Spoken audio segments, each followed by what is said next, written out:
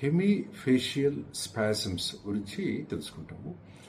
ఇది ఒక విధమైన న్యూరలాజికల్ డిజార్డర్. ఇక్కడ దీంట్లో ఏమవుతుందంటే నార్మల్గా ప్రతి ఒక్కరికి ఏదో ఒక టైంలో అయినా కానీ కన్ను రెప్ప అప్పుడప్పుడు కొట్టుకోవడము, ఒక 10 నిమిషాలు 20 నిమిషాలు మ్యాక్సిమం గంట సేపు అప్పుడప్పుడు కొట్టుకొని పోవడము జరుగుతుంటుంది.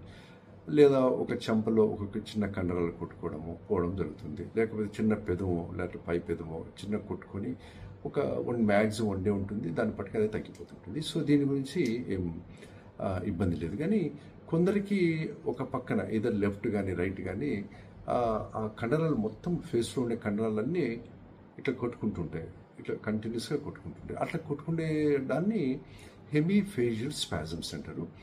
సో ఇది చాలా తక్కువ మందికి వస్తుంది, అంటే ఒక 1000 మందిలో ఒకరికి వస్తుంటుంది.